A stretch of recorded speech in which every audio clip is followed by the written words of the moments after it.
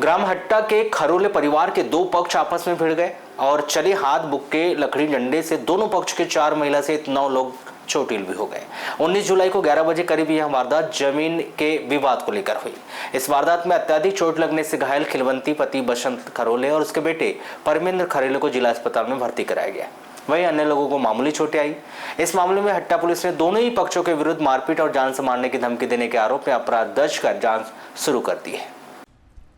प्राप्त जानकारी के अनुसार ग्राम हट्टा के निवासी बसंतलाल खरोले उसके भतीजे चंद्रलाल खरोले अपने परिवार के साथ खेती मजदूरी करते हैं और दोनों ही चाचा भतीजे का मकान गांव में ही और दोनों चाचा भतीजे के बीच जमीन विवाद को लेकर आपसी रंजिश बनी हुई है।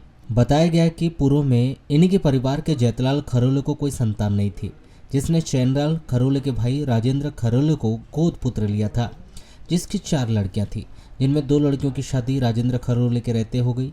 राजेंद्र खरोले और उसकी पत्नी की मौत के बाद उसकी दोनों बेटे की शादी घर को बेचकर की गई थी और घर की यह जमीन बसंतलाल खरोले के बेटे विकास खरोले ने खरीद ली थी।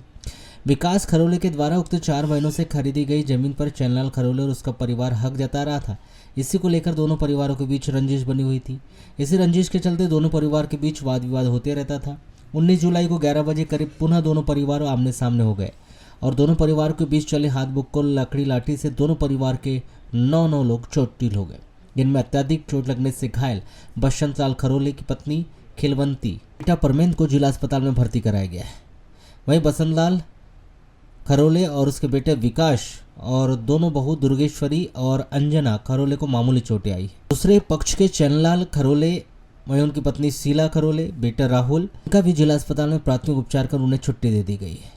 हट्टा पुलिस ने इस मामले में दोनों पक्षों के द्वारा की गई रिपोर्ट पर मारपीट और जान से मार डालने की धमकी देने के आरोप में अपराध दर्ज कर विवेचना शुरू कर दी गई।